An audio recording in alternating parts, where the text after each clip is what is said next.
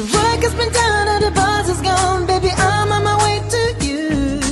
Friday night, I missed your embrace of the lonely days. There are so many kisses due. Friday night.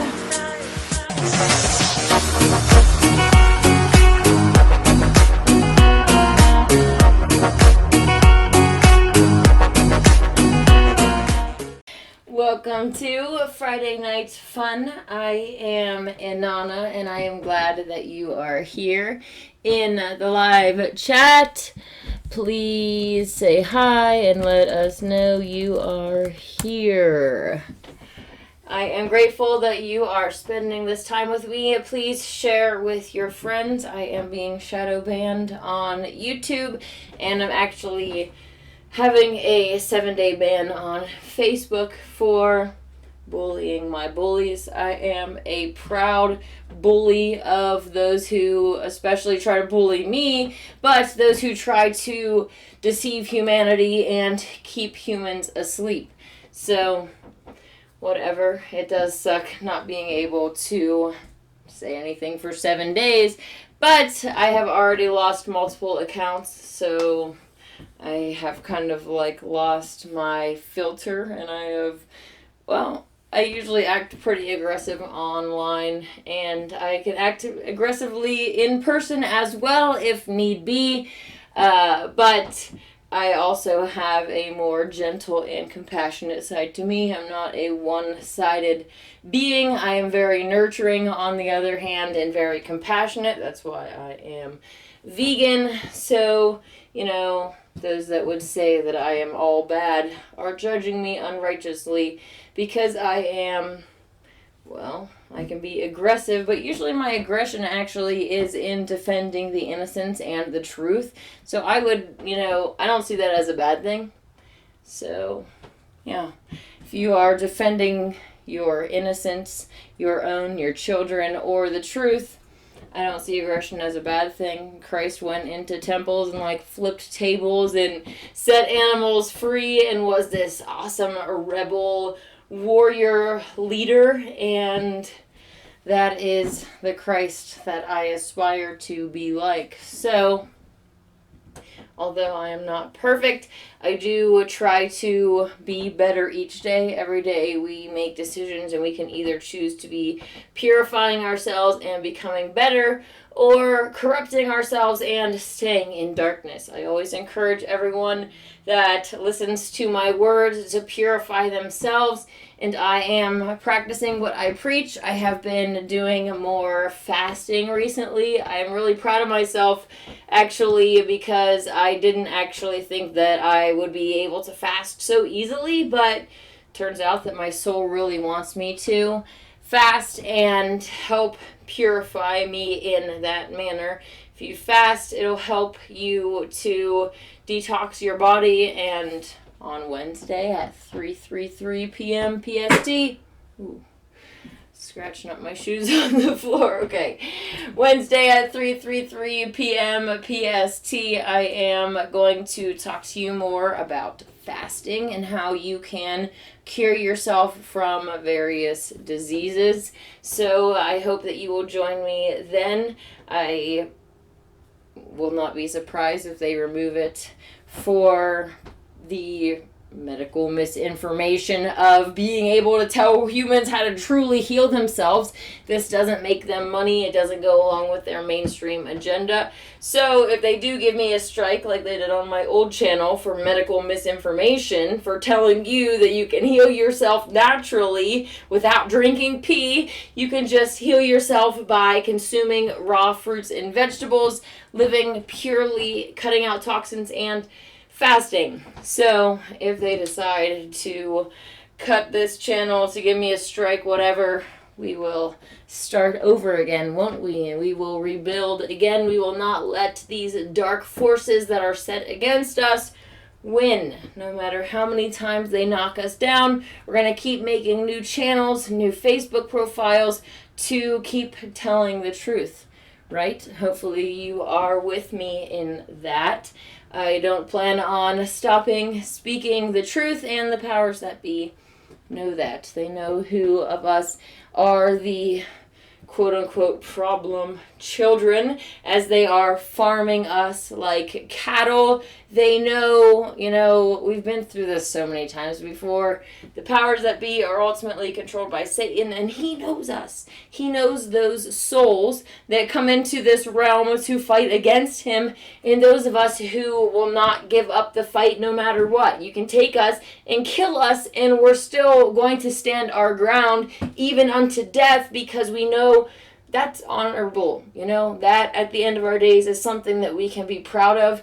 And yeah, if you can control how you die, not to sound like I'm promoting suicide in any way, I'm trying to say that if you could, die in battle, that is an admirable death, especially compared to like living to old age and not doing anything significant with your life. So, yeah. How you essentially die will be something that is remembered for a very, very long time, if not forever. But dying in battle is very honorable, and many of our souls came here to fight back against this system. So, those of you who connect with me, I am thankful that our paths have crossed, and that you have decided to come into this world and bear all of these hardships and deal with all of this crushing down that we experience as humans, to be part of the army that stands against these forces of darkness to ultimately create the golden age. Cheers to my brother and sister warriors who came to this world to make it a better place, to create a golden age, to stand against these forces of darkness. As you can see, this evening I am drinking some hot tea. I started drinking hot tea at a really young age. I don't know about you, but I don't know many, middle school or even elementary school children who drink hot tea in the United States, but I was one of them. And nowadays I drink even more tea than I did back then. But back then I used to drink regular black tea that was caffeinated. Nowadays I drink this delicious Tazo tea, which is, caffeine level 3 out of 5 here. So I wanted to mention this because Bob asked a question here. Do you drink regular tea with caffeine or herbal tea or both? Usually I drink this. I usually get up in the morning and start my electric kettle and have a tea like right off the bat. And even though I have been fasting for the past few days, I still have been drinking tea, even though sometimes upsetting to the tummy. This less so than black tea. Black tea can really upset your tummy. But I definitely love this green tea. And at night, I drink this organic Nighty Night tea here, and I really like this. This is the original kind. There's also another kind I'm not really sure. Off the top of my mind, I don't remember, but they add something else, and I don't really like that. It tastes really weird. But I definitely would recommend this for a good night's sleep. And there are all sorts of awesome combinations that you can make with teas. I would love to have a tea garden outside that I can have, like, different spices and leaves and stuff growing that I can go out there and pick from my garden and make my own tea blends in the future. But for now, I am using these ones, and I really, really love drinking hot tea. I'll drink, more than 3 or 4 cups a day. So yeah, this is one of the things that my soul, when I come to this earth, I do over and over and over again. And even from a young age, I was connected to my queenly self and wanted to have, like, tea time, put my little pinky out. It's not something that I consciously do, but I'll find myself sticking my finger out when I'm drinking. Like, it's just my soul does this. My soul has come here so many times and been addicted to hot tea and done so many other things. You'll find that these things that come really naturally to you that you're really good at, your soul has done that many, many times before. So that is why at first when your soul was a young buck, you weren't as good. But over time, if you come into this realm over and over and over again and do the same things over and over and over again, obviously your soul's going to have these talents. And then you have these kids that are like really awesome, really talented. Well, their soul has been through this before. So it's not really, shouldn't be any surprise. So yes, we have been through this before, and my soul loves to drink hot tea, and I am really open to experimenting with new teas, but I'm a little bit stuck in my ways with this green tea, and the other, I kind of like to just get what I know that I am going to like, but I do occasionally drink black tea if I go to the store or anything, the gas station, and get one. So it really depends, but this is the tea that I prefer, this Tezo green tea and this Nighty Night tea. So, Bob, that is the answer to your question. I also wanted to show those of you watching some of the stuff that Bob has sent me over time. I put a letter over here.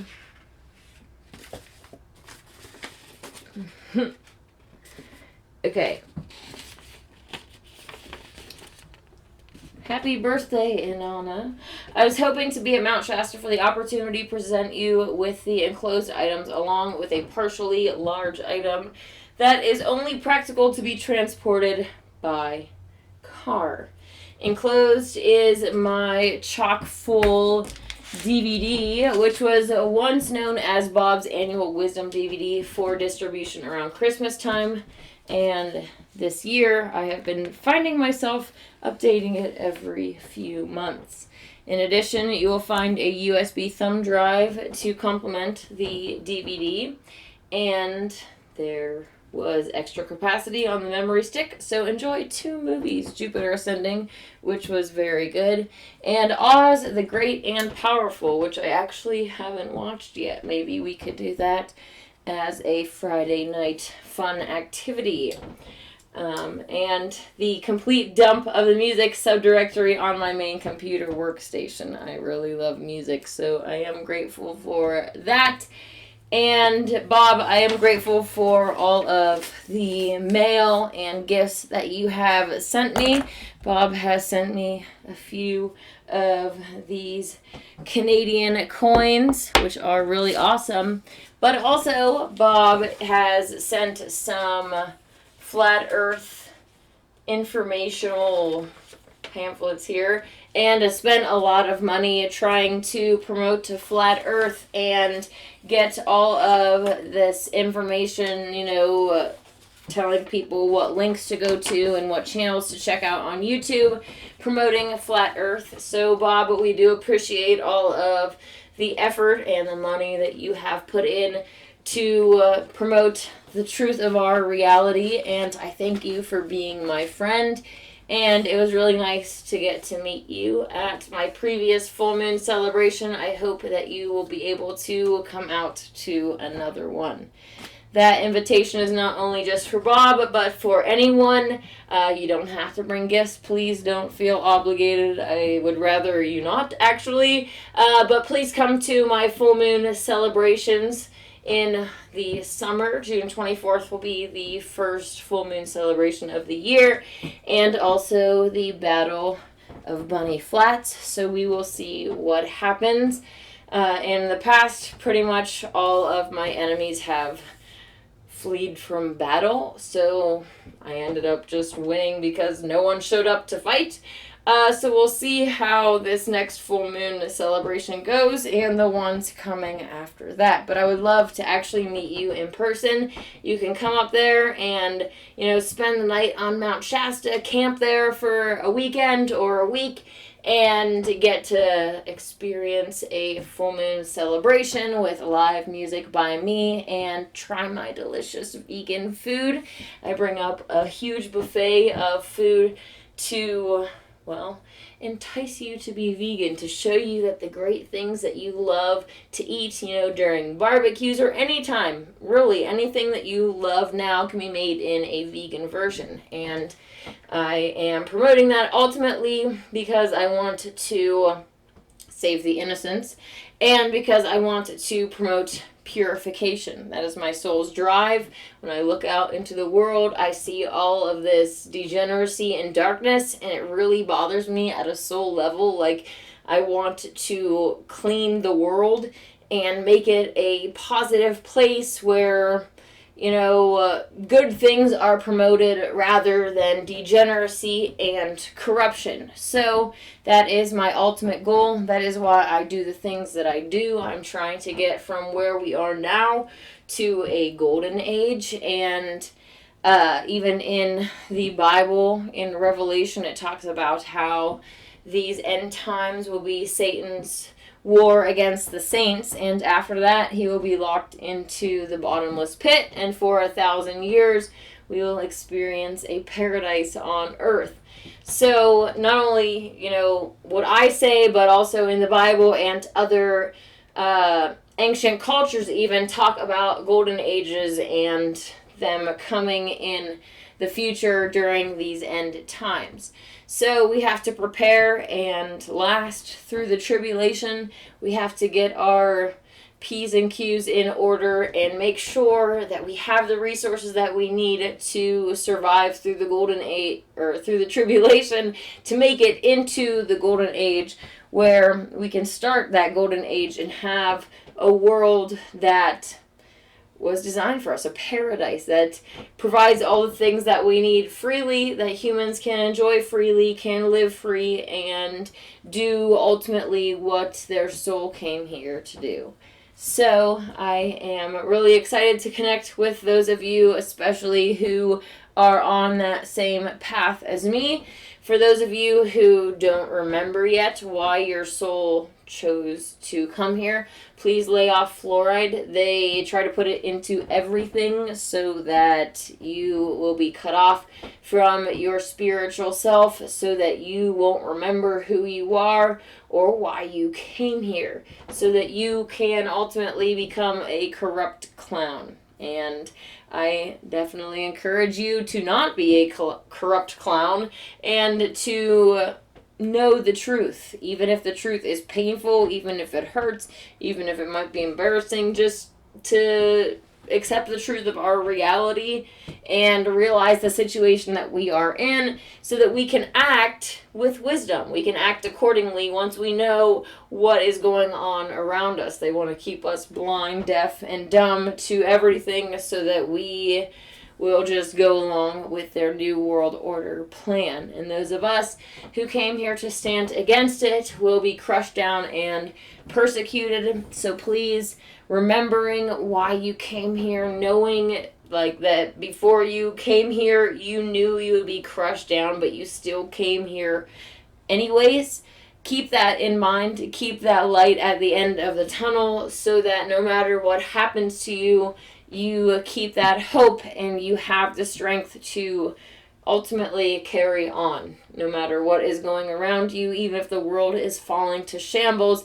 If you have that knowledge and hope inside of you of why you came here and what you're fighting for, you can ultimately survive through anything. So please stop consuming fluoride. Cut out all toxins. I know it is a process to detox all of the things that you have been consuming. And like I said, we will talk about this more next Wednesday, talking about detoxing and fasting. So I hope that you will join me, 3:33 p.m. PST. I'm going to rearrange my furniture and answer some more questions, so hang on tight, grab a vegan snack, maybe some hot herbal tea, and I will see you in just a minute. The work has been done and the buzz is gone, baby, I'm on my way to you. Friday night, I missed your embrace of a lonely days, there are so many kisses due. Friday night.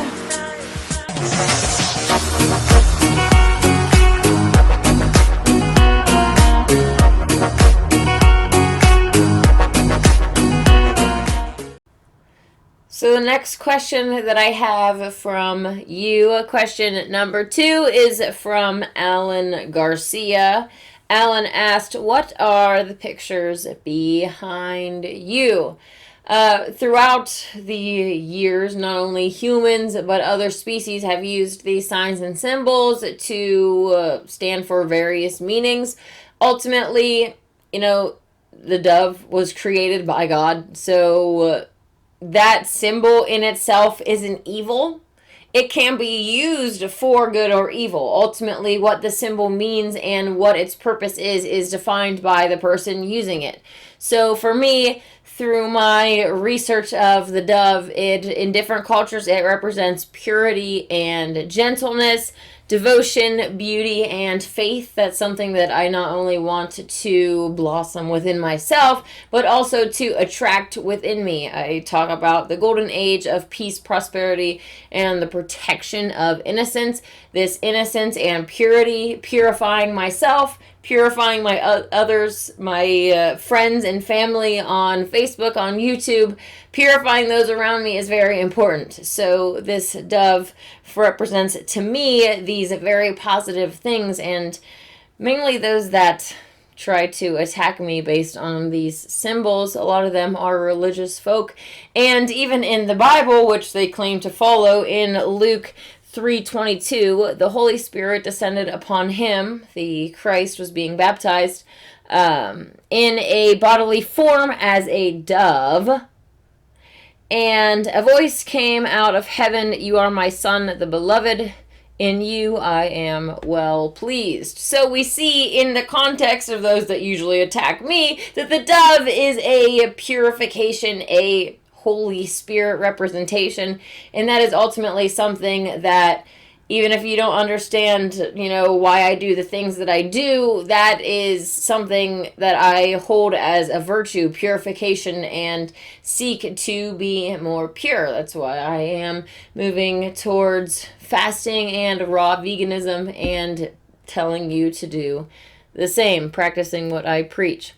So that is the dove here. One other thing I wanted to mention here, doves appear in the symbolism of Judaism, Christianity, Islam, and paganism, and of both military and pacifist groups. I thought that was a little bit funny, seeing how I am the leader of the Shasta Patriot Alliance, and I am very, war focused.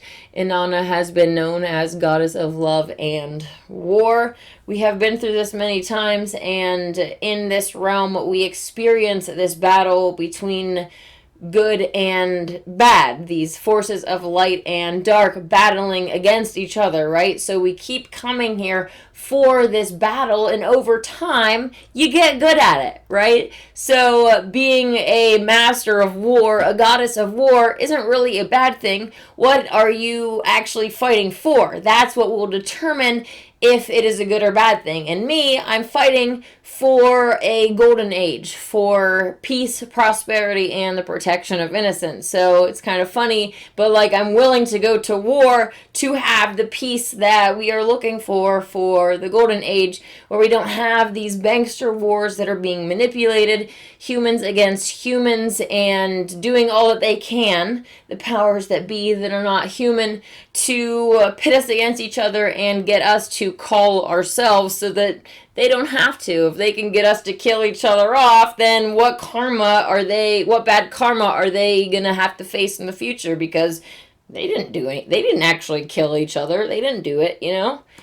So, anyways, these signs and symbols have been used by forces of good and bad, and the forces of evil are the ones that have been ruling our world and using all of these signs and symbols. So when we start waking up, we are led to believe that the symbols in themselves are evil. I personally have always liked to find the original meaning of words, the original meaning of symbols, of these hand gestures, so that I can know what they actually mean and, well, potentially use them for my own purposes, right? I've spoken before about for menstrual cramping, having different hand gestures to be able to do that, to help with meditation, to help with detoxing the body. There are all sorts of awesome natural ways to help along with that. And I am into all of those natural means of healing and getting to where I need to be, to the golden age of purity. So the dove here of purification represents that, and Inanna has always been, connected with this bird goddess having wings type symbolism. So yes, I also have a bird feeder out there. Well, I technically have two. Well, one fell down. Some squirrels actually got it to fall down, which I was kind of impressed by, but I have yet to put it back up. I put another pole in the middle of my yard so that the squirrels couldn't get to it, and that is what I usually put, all of the goods up there so that the birds don't have to fight the squirrels for it. Anyways, moving on to this sign here, this Hamsa sign. I don't know if I pronounced that right, but anyways, this is the word Hamsa means 5 in Hebrew. It is a symbol that is known by many names in different cultures. It has been used for a very long time. In Christianity, for instance, it is known as the Hand of Mary, named after Mary, the mother of the Christ. It's known in Jewish culture as the Hand of Miriam, named after the sister of Moses. It's also a symbol of the hand of God. So this, really a powerful symbol that used to represent something good and represent something good in so many cultures, we're taught that it is evil. So that's one thing that I like to take the original meanings. If the hand faces upwards here, it is a sign against evil. It is representative of protection and repels the negativity of others and protects you from your own negative thoughts such as envy, hatred, and greed. The fingers may be spread apart to repel evil. So I personally connect with that and these meanings of it. This all-seeing eye, I also have, connected to this whole idea of God as seeing everything and, being ultimately what we do here is being watched and judged by our Creator. So we'll be judged by our actions. And although there is so much chaos and darkness, people say, if God exists, why does all this bad stuff happen? And try to use man-made religions to try to judge God, which is really frustrating. But then again, I used to be in religion too, so I do still have some things that I judge God by, I guess. But my perspective of it is different. So anyways, God allows free will under the dome, so bad things happen. We use our power that we have and the energy, our dreams, our hopes, what we think of the future, all of that energy is ultimately manifesting what we see around us. Our actions are consenting to us being farmed when we farm other humans. So it is important to make sure that we know what we came here for and we do what we came here to do, knowing that we are being watched and judged by our Creator, but also we ourselves are going to judge ourselves at the end of the day. So it is important to live with that knowledge in mind so that you don't have regrets at the end of your days. These signs and symbols, speaking of the all-seeing eye here, I think in James Churchward wrote 2 different books that you can look up, The Lost Continent of Mu, The Motherland of Man, and Signs and Symbols of Mu, I believe it's called, which has a whole bunch of different ancient signs and what the cultures mean and how they're found in all these various cultures all over Mother Earth. And the all-seeing eye is one of them as well. So definitely should look into that. I encourage you to find the ancient meanings of these symbols and this ancient wisdom and use it for good. They have made themselves the powers that be by hiding this information from you and me. They make themselves in a different category, right? They know something that the masses don't, so in a way, they become elites. I've said this before. And this knowledge is power, knowing what these actually mean and not being a fool that just goes along with the controlled opposition narrative that is pushed in the mainstream truther community. So definitely get to the bottom of the signs and symbols and hand gestures and realize that the power that they have, the meanings that they have, can either be used for bad things or good things and have different meanings for different people. So that is what that means. And of course, behind me here, let me make sure you can see.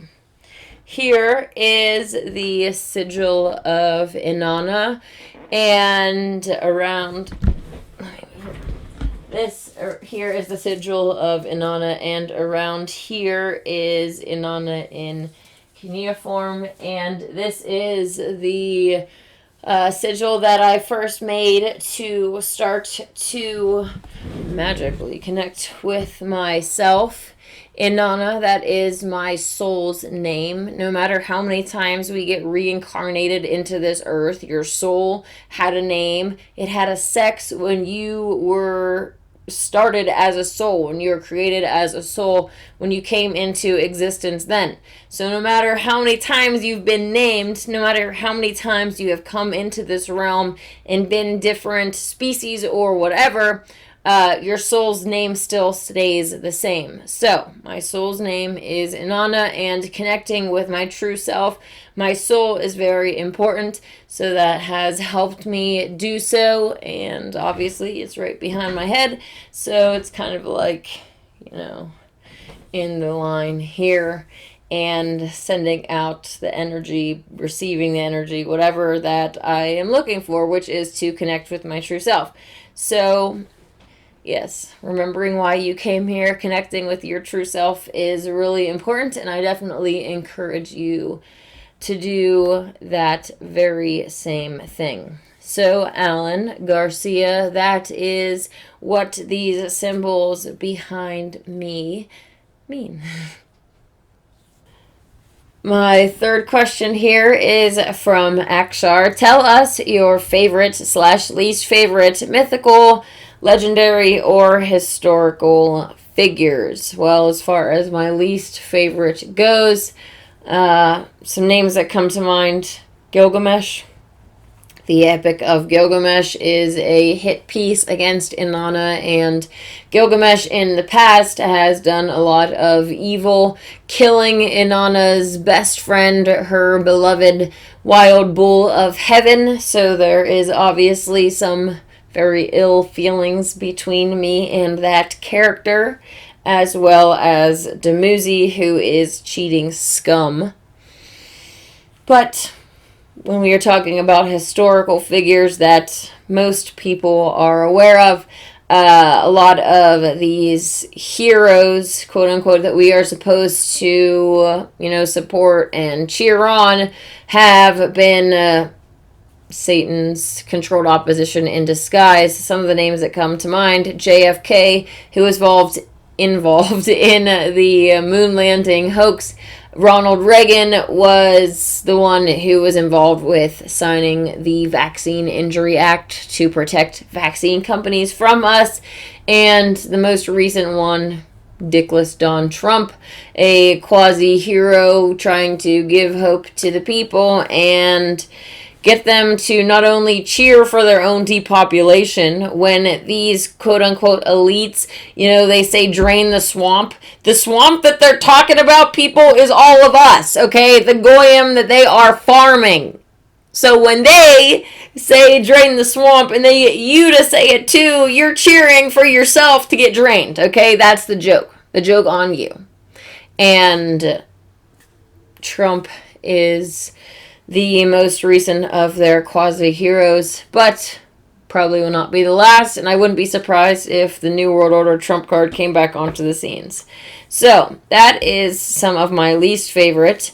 My most favorite in my whole life and awakening, I came from this Christian background and I wanted to follow the Torah, and I did a lot of research regarding Judaism, and one of the things that I found was some stories of Abraham that I wanted to share with you. And in this story, Abraham, there was prophecies written about Abraham that Abraham would settle his dwelling over the highest and would be called perfect and spotless, and would be the father of nations, and his covenant shall not be dissolved, and his seed shall be multiplied forever. So, not only were there spoken prophecies about this, but in the stars, astrology, this entity that was going to come into the picture was also foretold, and Nimrod at the time was the king, and he was a cunning astrologer who foresaw that there was going to be this child who was going to come and basically upset his reign. So he got all of his princes and governors together and asked them to advise him in the matter. They answered and said, "Our unanimous advice is that thou shouldest build a great house, station a guard at the entrance thereof, and make known in the whole of thy realm that all pregnant women shall repair thither together with their midwives, who are to remain with them when they are delivered. When the days of a woman to be delivered are fulfilled, and the child is born, it shall be the duty of the midwife to kill it if it be a boy. But if the child be a girl, it shall be kept alive, and the mother shall receive gifts and costly garments, and a herald shall proclaim, Thus is done unto the woman who bears a daughter." The king was pleased with his counsel, and he had a proclamation published throughout his whole kingdom, summoning all the architects to build a great house for him, 60 ells high and 80 wide. After it was completed, he issued a second proclamation summoning all the pregnant women thither, and there they were to remain until their confinement. There were officers that were appointed to take the women to guard them, and the midwives were commanded to slay the men and children at their mother's breast. No less than 70,000 children were slaughtered thus. Most people are familiar with the story of Moses and how all of these babies were also murdered at that time too, because of a king being frightened of a coming warrior opposition to him. So this isn't something new. This has happened multiple times throughout history, and there have been many of us who have suffered because of it.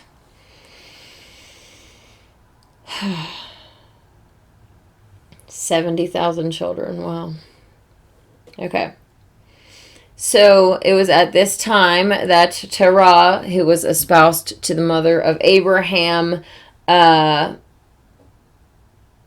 they found out that she was pregnant, and she was actually hiding her pregnancy, and she had her husband put his hand over her stomach, and it says that when he passed his hand over her body, there happened a miracle. The child rose until it lay beneath her breast, and her husband could feel nothing with his hands. So the baby actually was miraculously hidden in this story to conceal this pregnancy. When her time approached, she left the city in great terror and wandered through the desert, walking along the edge of a valley until she happened across a cave. She entered this refuge, and on the next day she was seized with throes, and she gave birth to a son. The whole cave was filled with the light of the child's countenance, as with the splendor of the sun, and the mother rejoiced exceedingly. I'm over here beaming reading this story because I really look forward to being a mom, and I really want a baby boy. So the babe she bore was our father Abraham. His mother lamented and said to her son, "Alas, that I bore thee at a time when Nimrod is king. For thy sake 70,000 men children were slaughtered, and I am seized with terror on account of thee, that he may hear of thy existence and slay thee. Better thou shouldest perish here in this cave than my eye should behold thee dead at my breast." She took the garment in which she was clothed and wrapped it around the boy. Then she abandoned him in the cave, saying, "May the Lord be with thee, and may he not fail thee, nor forsake thee." I don't know about you, but that definitely hits an emotional trigger inside of me. Like I said, the powers that be have done this before, where they kill human male children that they are afraid of, and many of us have been impacted by that. It is not a safe place here under the dome for babies, and that is something that I'm really passionate about changing. So this whole story talks about all of these miraculous things that are happening around Abraham and this conception and hiding the pregnancy and their birth. When the baby is left alone in this cave, God sends Gabriel and actually makes it so that the baby can breastfeed through its thumb. Or not really breastfeed, but it can get milk through its thumb, which is really awesome. And the baby actually grew really quickly. The mother of Abraham thought of him in sorrows and tears, and she went forth from the city to seek him in the cave in which she had abandoned him. And not finding her son, she wept bitterly and said, "Woe unto me that I bore thee, but to become a prey of wild beasts, the bears and the lions and the wolves." She went to the edge of the valley, there she found her son, but she did not recognize him, for he had grown very large. She addressed the lad, "Peace be with thee." And he returned, "Peace be with thee." And she went on to explain that she came here to find her son. And Abraham asked how old the child was. The child was supposed to only be 20 days old, but he had grown significantly, so much so that she didn't even recognize him. So that's another cool thing that happened with this. And she just explained how, she left him there because he was in danger, and they end up coming to terms with this. He's cool with it. She went back to the town and actually told her husband what happened, and then he went and told Nimrod. So what was really cool that happened here is that Nimrod sent for Abraham, and he came before him with his father. And actually, I missed a spot before this where actually Satan came to the king and told him that basically he should get an army to go against all of them go against this child that he was so terrified of. Why are ye terrified of a little lad? Open thy arsenal and give weapons unto all the princes, chiefs, and governors, and unto all the warriors, and send them to fetch him unto thy service and to be under thy dominion. So that's actually what the king did. And when they were approaching, the boy prayed, and God sent Gabriel, and Gabriel put a thick, dark cloud between Abraham and his descendants, or assailants.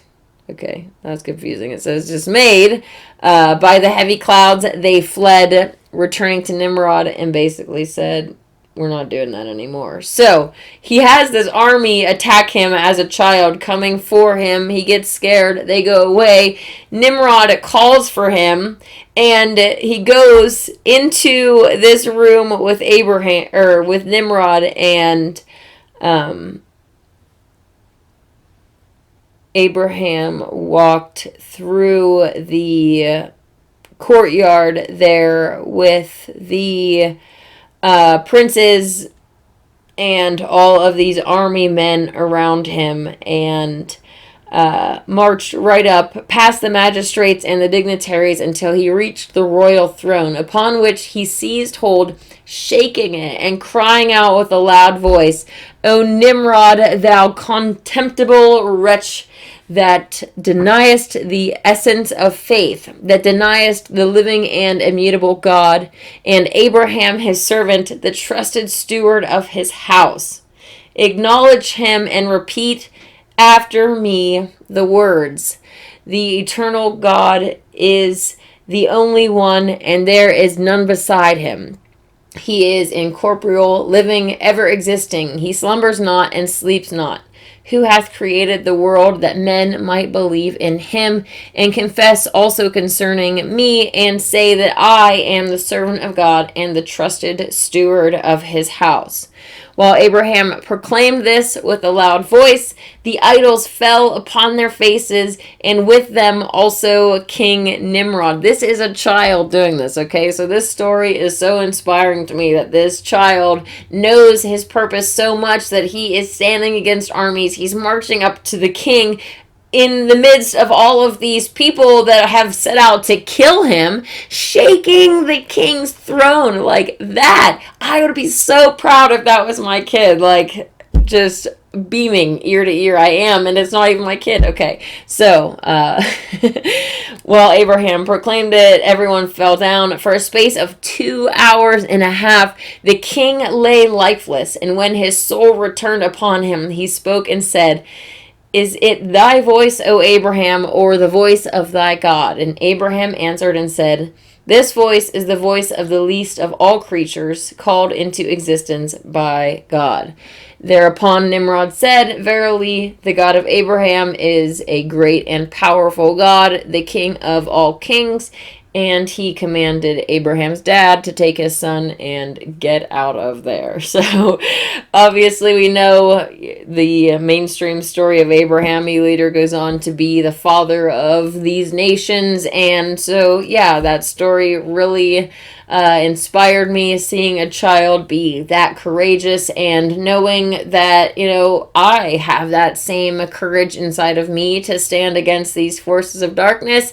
And even if there are enemies surrounding me, there are other forces at work that are protecting me.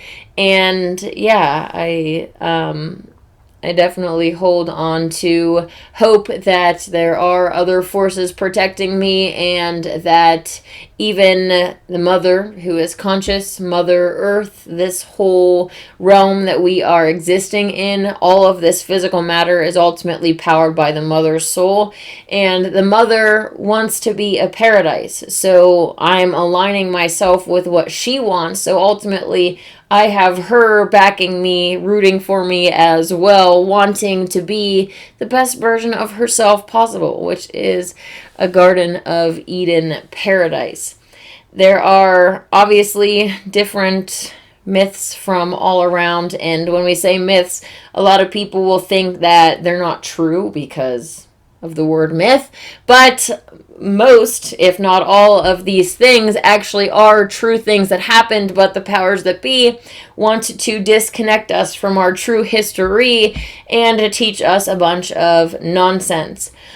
So all of these various myths found around, I really like to compare them and find where they overlap and agree with each other. And over time, I've kind of moved away from, studying more of those and kind of developing my own, which it's not really developing, it's more like remembering and uncovering, because ultimately the truth is the truth, and it has always and will always be the truth. So aligning with that and finding out how different, religions and cultures have different breadcrumbs of truth and how they overlap and all of that, it's really something that I enjoy. If you have studied them for any amount of time, you will find that they were all way more connected and aware of the reality around them that the majority of people are today. The thing that obviously comes to mind is flat earth. And all of these ancient cultures have not only depictions of flat earth, but also in the writings themselves, in the descriptions that they have of the creation of earth and how everything came into existence, describing the firmament, the dome above us, and everything else. So it's really cool, especially that we live in this time that people are open to questioning everything and trying to find the truth of the matter, no matter where it comes from.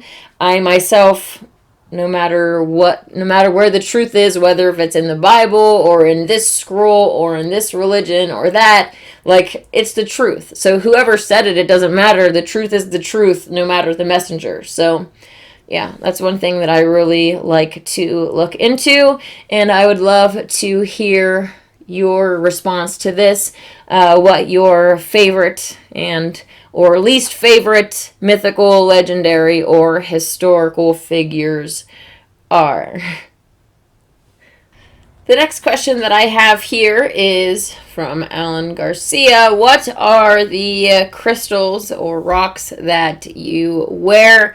And before I wanted to get into answering that, I wanted to talk about New Age and the association that, rocks and crystals have with it.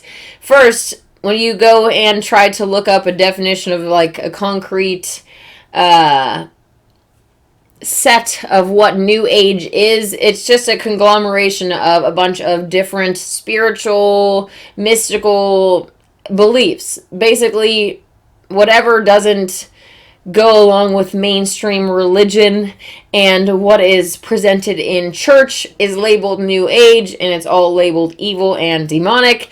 And at one point in my awakening, I was under that false belief and thinking that these signs and hand gestures and using rocks and stuff was evil, thinking that the different chakras, demonic third eye, oh my gosh. Okay, so I've gone through all of that, and now I'm on the other side where I see that, signs and symbols can be used for good or evil, that these chakras are energy system or energy centers within the body. This energy and frequency is a very real part of our reality.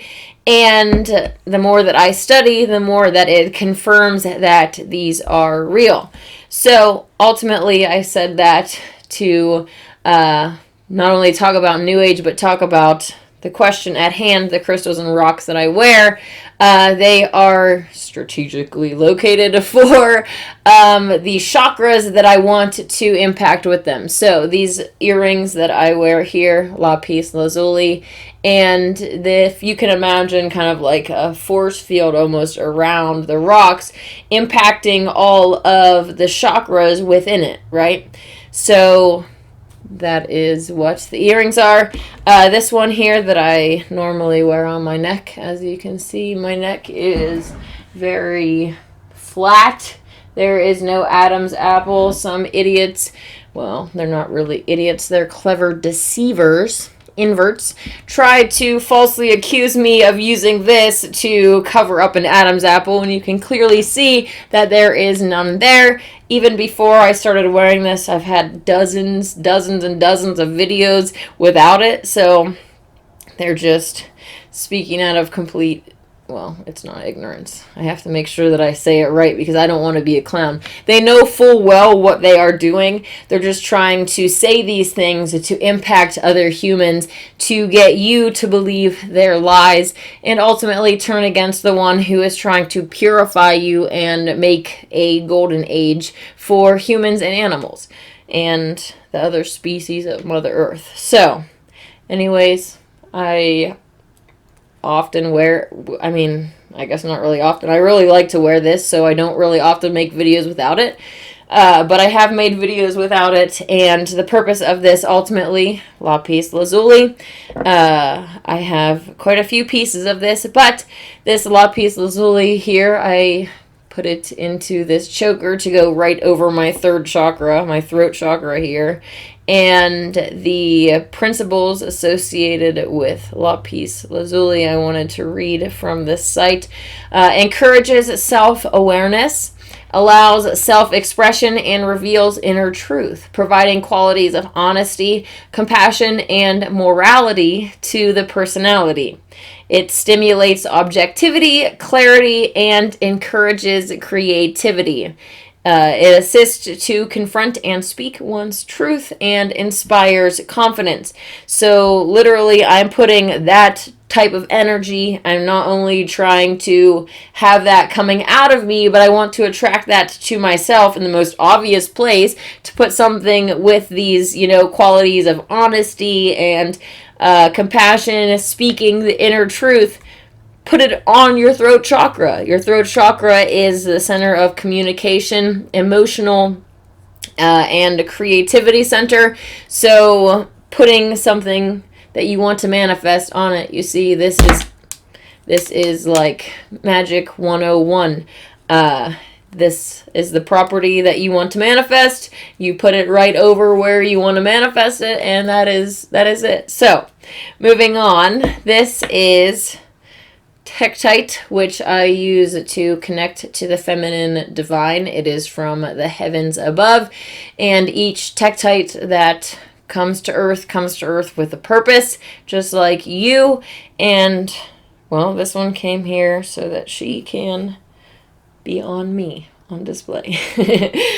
So, Tektite, not only to connect with the feminine divine, but it actually has a very high frequency, so it helps to elevate your consciousness to new dimensional heights. It can be used to help clear blockages with your lower chakras and bring you spiritual enlightenment. So Tektite is something I've been wearing for years, and I named this Tektite Inanna, and want to use it to connect with my true self and have my true self, use this piece of physical matter to filter the energy coming in and the energy going out to try to help me. When I was first waking up, obviously, well, actually, this goes way beyond that.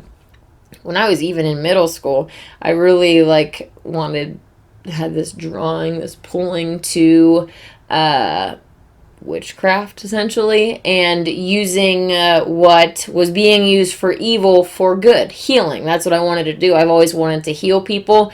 The stories of Jesus, sorry, I don't want to, Jesus. The stories of the Christ, let's just say that. We don't need any name arguing. Let's get his character right before we argue about his name. The stories of the Christ, laying his hands on people and healing them. Like, that is something that really inspires me and something that I want to do. The Bible even says greater things can you even do than what the Christ has done. So I have really big aspirations in life.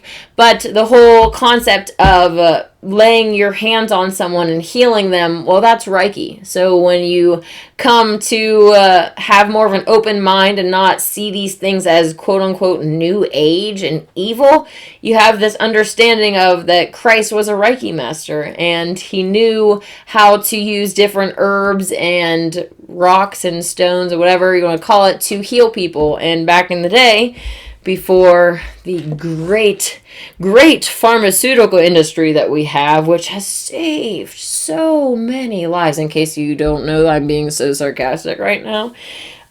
Before this great pharmaceutical industry was established, you would have your local neighborhood witch doctors, and when you had issues, you would go to them for not only physical ailments to get different extracts from plants and stuff, but also spiritual issues that you were going with. So you would go to them, and over time, they obviously had to be demonized to get to where we are at now. And on that note, burning witches to not only establish the pharmaceutical industry, but also their religious, instead of going to witch doctors who could help you in other ways, you have to go to the church quote unquote fathers, which sometimes are not fathers, but actually women. You have to go to them and their organized thing. They demonize witches, they burn them. If you are going to burn a person alive, there's something wrong with you. You without sin cast the first stone. You want to be all preachy and, burn the witch, suffereth not a witch to live, or whatever you want to say. You without sin cast the first stone. At least wait until the rotting innocent flesh is out of your teeth, out of your digestive system, before you try to come at me crazy. Furthermore, upon reading the Essene text, I read this passage that I wanted to share with you. This is regarding the time between, Christ's birth and when he started actually doing miracles. We're not told about that in mainstream religions. But this text says, "And Christ, after that he had finished his study of the law, went down again into Egypt that he might learn of the wisdom of the Egyptians, even as Moses did. And going into the desert, he meditated and fasted and prayed, and obtained the power of the holy name, by which he wrought many miracles. And for 7 years he conversed with God face to face, and he learned the language of birds and of beasts," how to talk to animals, "and the healing powers of trees and of herbs and of flowers, and the hidden secrets of precious stones. And he learned the motions of the sun and the moon and the stars, and the powers of the letters, and mysteries of the square and the circle, and the transmutation of things, and of forms, and of numbers, and of signs." Anyone who reads this knows that they are obviously talking about Magica 101. Okay, that is ultimately what witchcraft is, using different, ultimately you don't actually have to use any physical matter at all. Your thoughts, your feelings, your dreams, your hopes, all of that has magical powers, and you're constantly putting them into the universe. So it's really important that you figure out why you came here, and especially if you came here to make a better world, to manifest the golden age, to get your dreams and hopes in line with that, to dream about that, to fantasize about it, to think about how that better world would look, so that that energy that you're sending out into the universe will ultimately manifest that. So this Essene teaching, Christ being this ultimate master of witchcraft, if you will, really impacted me, and learning about Reiki and all this stuff. So I have definitely started to implement the knowledge that I have. I have been doing that for multiple years. I've been wearing this Tektite for at least 3 years now. And so that is what I think the purpose of jewelry would be. If I were to ever wear like rings or anything, it would be a specific stone picked out for a specific reason, and there's different properties associated with different fingers. So whatever these energies that you want to attract to you or put out, there's different stones that you could wear on different fingers for those different purposes. Very interesting thing to look into if you are interested in that, which I am.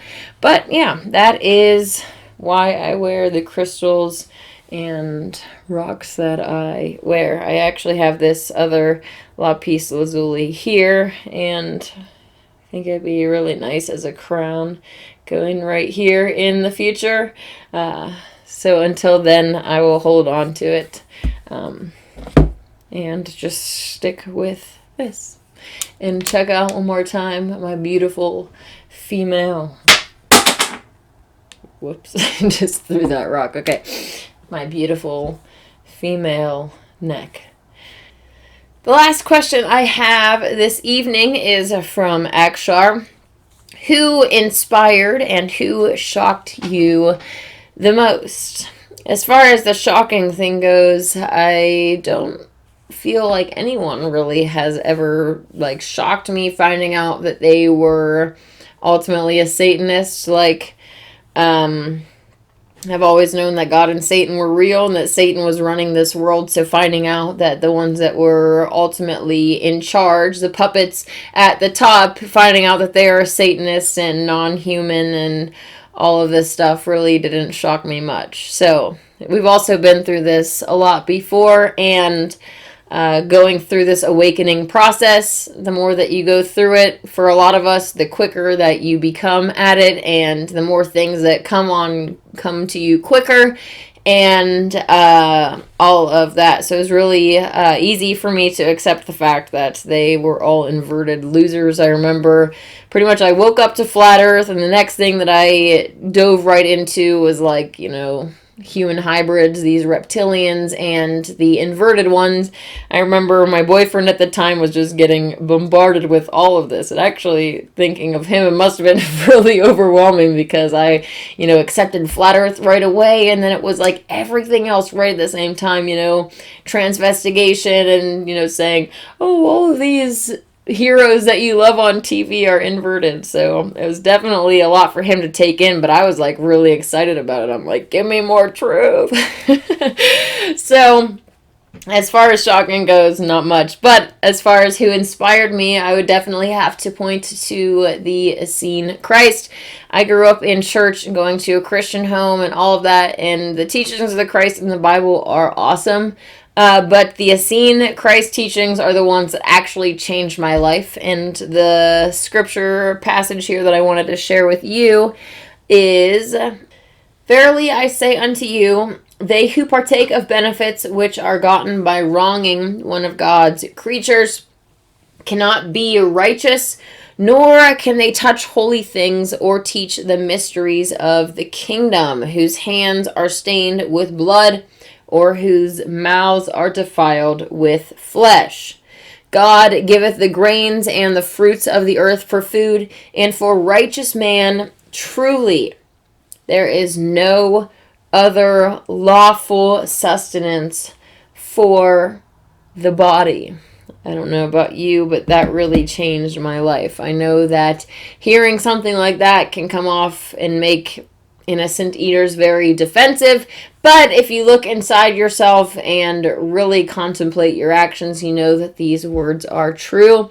There's no reason that you need to eat innocence, and when you let your body detox and become the best version of yourself possible, you're going to truly see the difference between what you are now, what you have observed with all of the people around you for your whole life. You've witnessed people growing up and consuming death their whole lives. You haven't seen them, processing, I was going to say processing and progressing. Okay, anyways, you haven't seen them progressing along in a gracefully aging manner, but that's because they haven't been doing what they are designed to do. Original humans lived hundreds of years in vibrant youth. Wouldn't that be awesome? Well, if this world was a better place, to live hundreds of years and be in vibrant youth, not, aging from a baby to what we now see as an elderly person with, white hair and stuff in a matter of 100 years. Can you imagine? We're supposed to live hundreds of years, so all of that time would be spaced out more, and you would be young and vivacious for a very long time. That is something that I'm really passionate about, and in next week's video, Wednesday 3:33 p.m. PST, I am going to be talking with you about that, talking more about fasting and what you can do to reactivate your body's system, anti-aging and healing properties. So that is next Wednesday, but tonight at 10 p.m. PST, I'm going to be having another video premiering. I want to watch a dry bar comedy video with you, so I hope that you will join me for that. Please don't forget, I look forward to chatting with you in the live chat for that. I, as always, have enjoyed this time that we have spent together and look forward to doing it with you again very soon. So please, like I said, 10 p.m., join me again. Be there or forever regret it. The work has been done and the buzz is gone, baby.